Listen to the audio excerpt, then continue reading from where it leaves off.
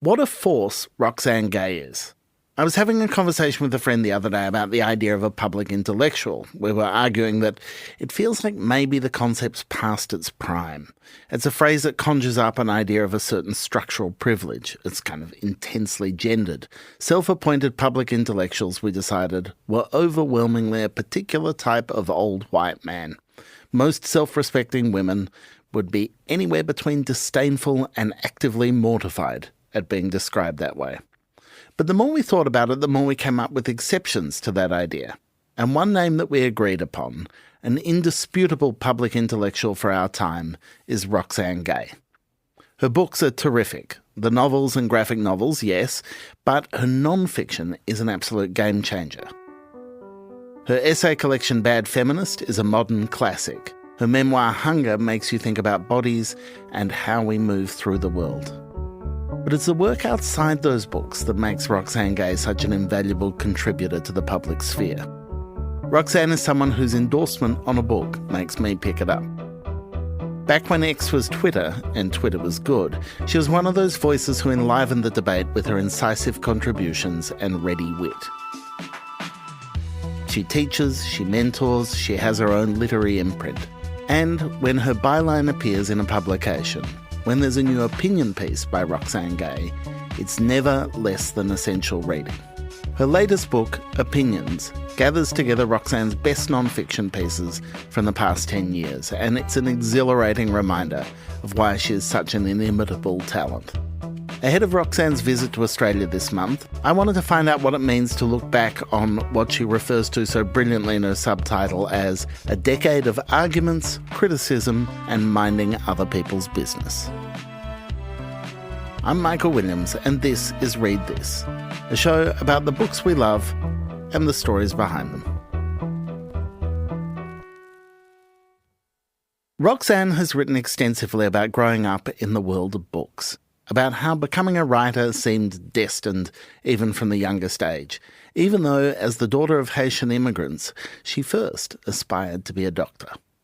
You were a very keen reader from a very young age, I understand, to the point where your parents armed you with your own typewriter for your writing and taking you to the library every weekend. What are those earliest reading memories for you?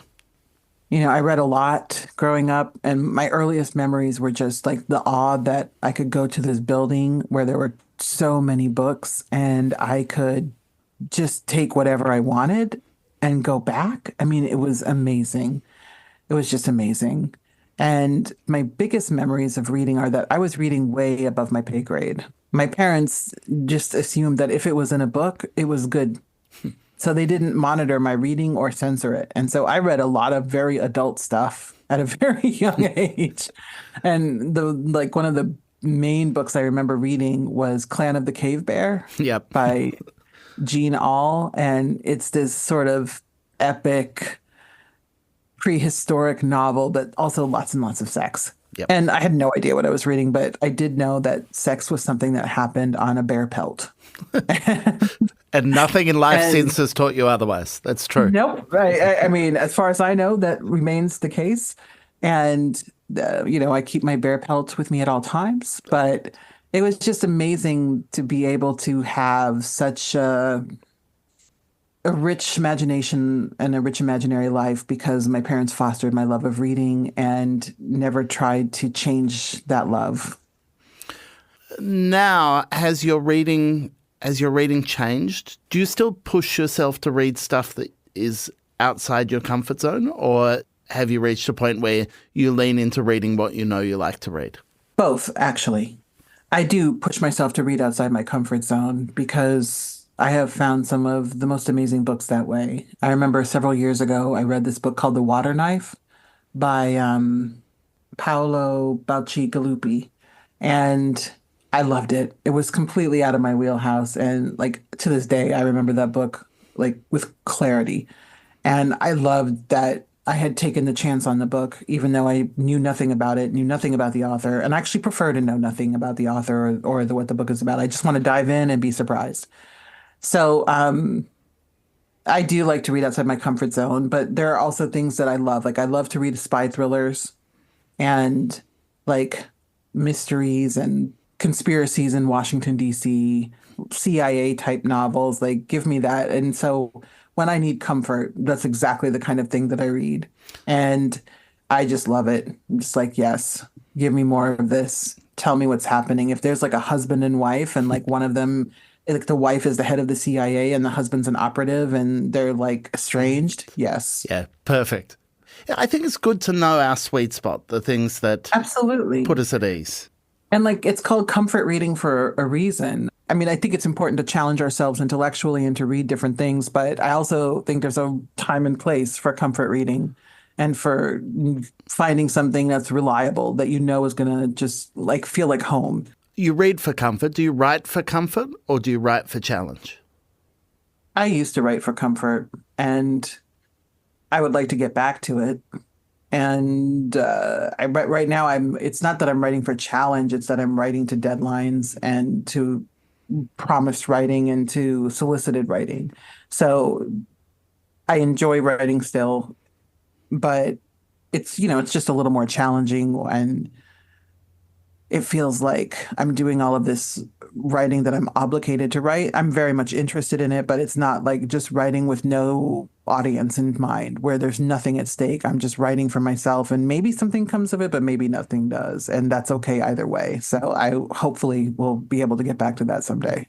One of the things, thinking about the task of kind of gathering 10 years of opinion writing, that struck me was not just about whether the wider culture has changed in that time, but your position, Roxane, within it. People feel, and I'm amongst them, a very strong connection with you because of what you write. They have a strong idea of who Roxane Gay is, and your name means something to them. Has that changed what it is to write opinion? That kind of rusted on readership? That's a great question. Yes, it has. And I'm not thrilled about that, in that I tend to write primarily for myself. But more importantly, I want to write what I really want to write. I want to write what I think is true and what I genuinely believe. And I want to do so without sort of censoring myself, without anticipating criticism, without wondering what readers are going to think. And as you develop more of an audience, and because we have so many ways of interacting with people who are putting their work into the public sphere, you tend to be exposed to quite a lot of criticism. And not all of it is well intended.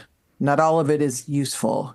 And there comes a time where I just feel like I don't need any more feedback. And I have found that it has affected my writing process a great deal. And I'm trying to write my way out of it right now and to think less about what people might think, even when they like me, because I appreciate that and I will always appreciate that. It's incredible. As a writer, you never expect that you're going to find an audience. And so that I do have an audience is something I will never take for granted. And I'm grateful for it every single day. But I then start to think, I don't want to disappoint you. I don't want to challenge your understanding of me by showing you more of who I am. And unfortunately, people tend to think they know you because they read your work and you've shared some personal details. And you know something of me, absolutely, but you know what I want you to know. And I'm actually a very private person. So, maintaining some of those boundaries is also challenging so that people understand, like, yes, you know me, but you know a part of me that I've chosen to put on the page, and I've put it on the page because I feel like it's going to support the argument I'm making. No, there's no other reason for it. So, it's challenging to navigate all of that. That must be so hard, that kind of parasocial relationship that kicks in, particularly amongst the many modes in which you write and have written. But it seems to me memoir in particular, and a kind of internet writing that you did for some time, and your presence on social media, those two things create the illusion of a kind of heightened transparency. They create an illusion of closeness between a reader and you. And because a lot of what you've written about in some of those spaces is about trauma and is about sharing ideas around trauma, the things people project onto you must be a pretty exhausting thing to navigate. It can be. Now, I understand where that sort of parasocial connection comes from, especially when people have connected with Hunger, which is a memoir about my body and about living in this world in a fat body. And one of the things I've learned with touring this book for the past 7 years is that everyone has some kind of struggle with their body, no matter what size, no matter what level of ability. And that has been very eye-opening and humbling. And so I understand the connections that people feel. And also because the book engages with trauma, a lot of people are carrying around a lot of pain and a lot of trauma. And so I do try to create space for that as I interact with readers. But it's also challenging because, I wrote about my assault, but it was like 38 years ago now. And that doesn't mean like I'm completely over it, but I'm like, this is something that I have processed in therapy for just about 38 years. And I don't know that I even at this point have anything more to say about it. And so it can be challenging when people offer so much empathy, which I totally receive and embrace and I'm grateful for. But at the same time, I often have to try and articulate that this happened a very long time ago. And, the book isn't just about that. It's about the aftermath. And the aftermath, of course, has been much longer than one day. And the other challenge is that people love to share their own stories of trauma, which again, I'm honored to receive, but there are certainly days where I think I can only carry my own trauma today. Because people have told me the most horrific things. Like the amount of suffering in this world is staggering. The amount of abuse some people have suffered is just staggering. And my heart goes out to everyone who has to experience things like this. And thank God for books. Thank God that we have this way of sharing our stories because for generations, people and mostly women kept these stories to themselves and had nowhere to put that trauma except sort of back on themselves. And though change can be slow, that is changing. And I'm grateful for that. I think one of the things I so admire about your opinion writing is that it is never glib. There's a thing that happens, I think it's the kind of tyranny of limited word counts in newspapers and the desire to kind of get that take just so that kind of rounds off the edges or decides, okay, well, we have to deliver this one thing and do it in a way that is self-contained. And I feel like you write opinion pieces like a book writer. Like you write them in a way that opens up the idea rather than definitively closes it off one way or another. And I'm curious about whether there were surprises as you went back through that decade-long archive. Were there things you'd written either that you'd forgotten or that you looked at and you were like, oh, God, I would do that completely differently now? It's a good question. It's interesting. The word count thing is real. And thank you for those very kind words because it's one of the things I struggle the most with.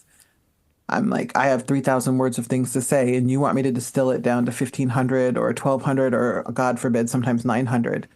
And it can be really challenging. And that's one of the things that I find most jarring when I read a lot of opinion pieces, especially like op-eds.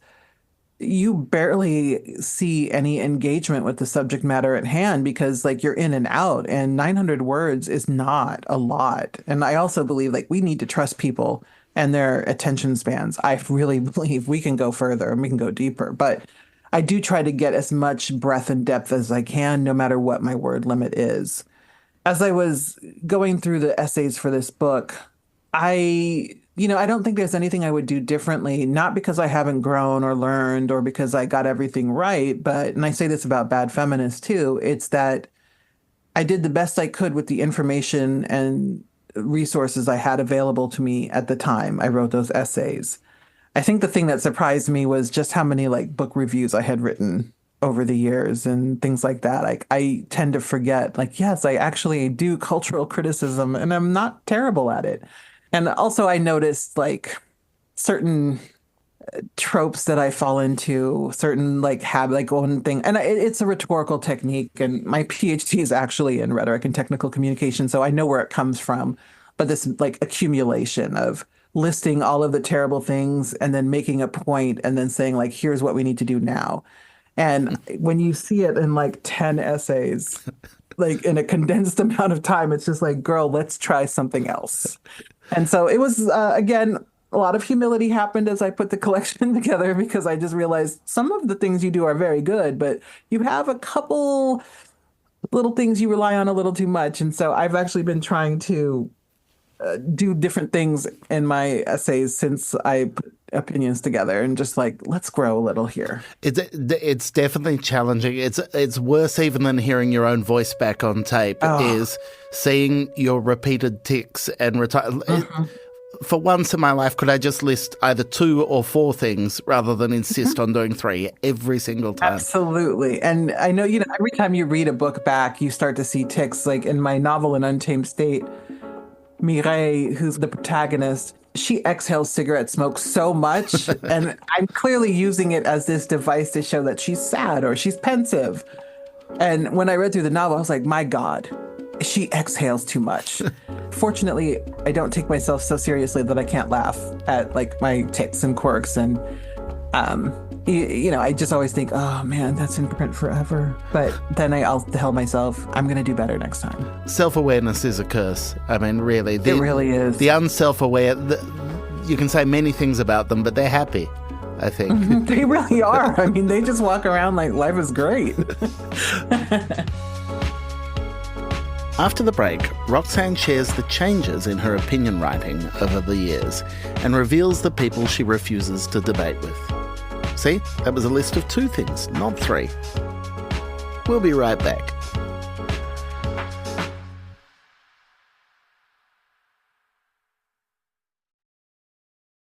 This is a book I felt that I needed to write, that I was a bit scared to write, that I anguished over, but that I felt that I had an obligation to write. Juice, Tim Winton's epic novel, is out now. Youth crime in Alice Springs has become a national obsession. I'm Daniel James, and next week on 7am, I'm taking you there. You'll hear from locals about what's really happening on the streets of Alice. This town is a sad story, especially for black fellas like us.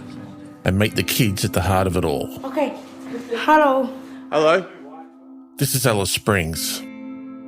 Listen from Monday in the 7am feed. So, Opinions gathers a decade's worth of your writing, and I want to know, as you were putting it together, how much the business of opinion and writing opinion you think has changed over those 10 years? In some ways the business has not changed, but in other ways it has, in that the media sphere continues to get smaller and smaller, and pay rates are stagnant.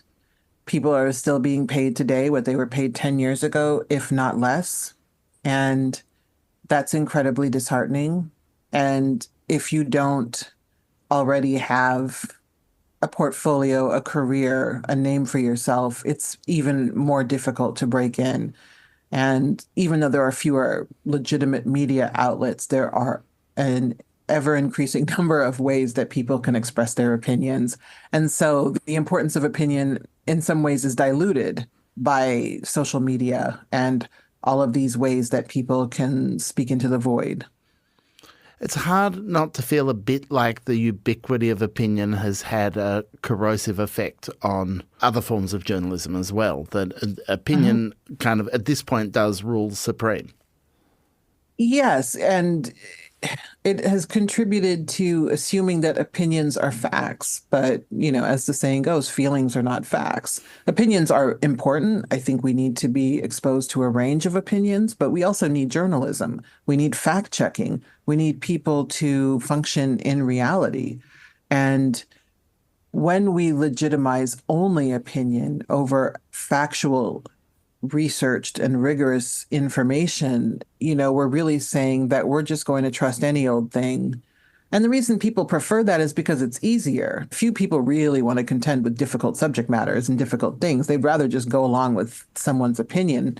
Now, most opinions are fine. They're reasonably good. But when you bring in toxic opinions from toxic people who want to do more harm than good, and people are easily swayed by those voices, you really start to have a problem. I couldn't agree more. And there's also an element of bad faith in it, it seems to me as well. The people who express opinion not because of any kind of authenticity or strength of feeling, but because they know it's going to get a response. They know that it's grist to the mill of entertainment and conflict. Absolutely. And that's one of the things that frustrates me most. Like, believe what you want to believe. I can, not respect, but I can understand a true believer. We may be diametrically opposed, but if you genuinely believe, at least you believe something.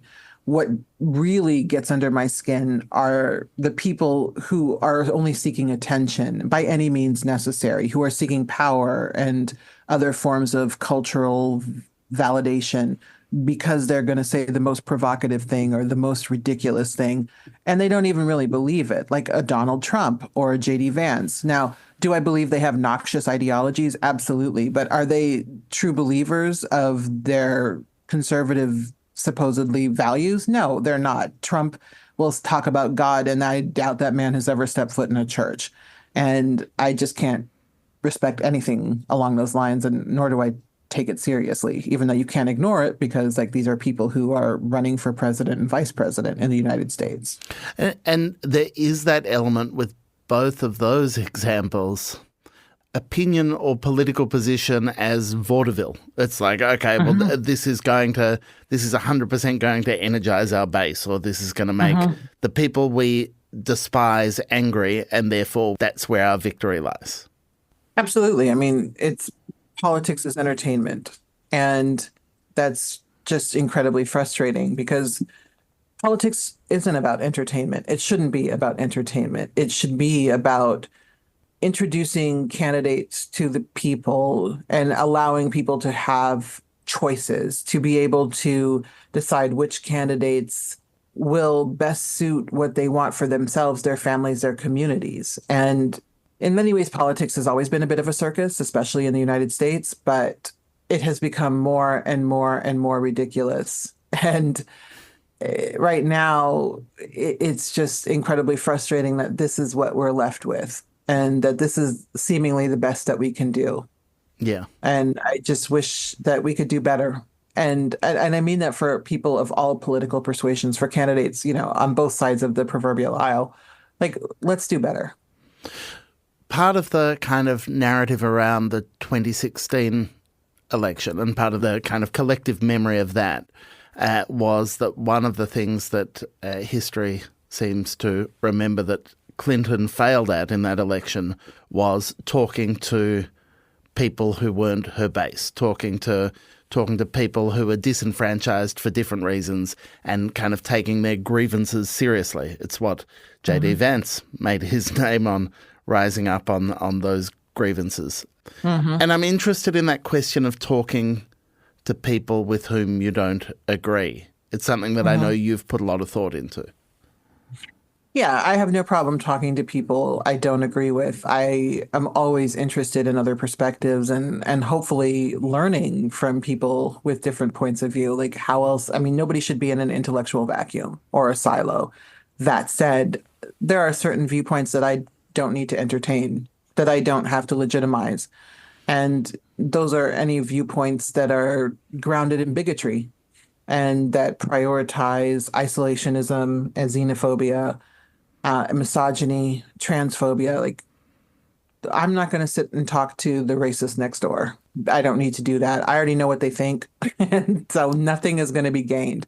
And oftentimes what we do is we ask marginalized people to humanize themselves to people who don't see them as human in the hopes that that will work. If you don't see me as human, there's nothing I can say or do that's going to change your mind. And I shouldn't have to do that work regardless. Like, that's work you need to do on your own. And so I am always interested in debate and discussion and learning. And I do learn quite a lot from talking to people of different intellectual persuasions. But there are also people I find unreachable. I'm thinking about opinion and the ways in which it's shifted over the past 10 years. One of the things that really strikes me is you read all these things about the kind of diminishment of trust in media and the diminishment of trust in mastheads, that once upon a time, a particular publication would carry such authority that everything that they did would be kind of regarded as worthwhile. And I think the biggest shift is a shift to trust in individuals rather than trust in companies or mastheads anymore. How do you feel about the authority you carry now? You're no longer an opinion writer as activist from the margins. Now you're opinion writer as establishment. How does that feel?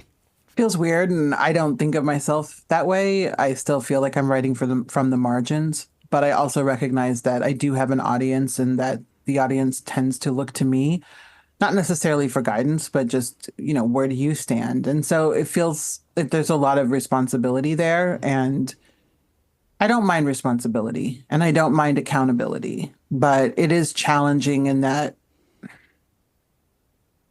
I know that people tend to often be disappointed when I don't articulate their exact opinion, or when they think I'm being too compromising or too middle of the road, which I don't think of as my writing at all. But, for example, I do think that Harris is the right candidate right now. And I also think that we need to hear her policies. Like, really, what do you stand for? I mean, I know that the team is working on this. And so hopefully soon they will actually put some policy positions on the candidate's website so that we can have a substantive conversation about her as president and not just not Donald Trump. And yeah, I would like to know more about what she intends to do about the war in Gaza and the extraordinary loss of life and the extraordinary suffering that's happening there. But I feel like we can have those conversations, and I can also say, yes, I'm very enthusiastic about this candidate. And so I know that that's not going to sit well with every reader, but I also know that my job as a writer is not to make people happy. It's to share my point of view and hopefully do so with as much rigor and integrity as possible. And it's not that I'm always right, but it is that I do put care into my work. As a reader, as a global citizen, as a human being, I'm very grateful for the care that you take, Roxane Gay, and I'm grateful for your time today. I appreciate it, Michael. Truly, these were great questions. Roxane Gay's latest collection of essays, Opinions, is out now. Roxane is in Australia this month. She'll be appearing at Carriageworks in Sydney as part of the Festival of Dangerous Ideas on the 24th and 25th of August. And she's going to be in Melbourne at Melbourne Town Hall on the 27th of August at an event presented by the Wheeler Centre and Now or Never Festival. You can go to either of their websites to get tickets.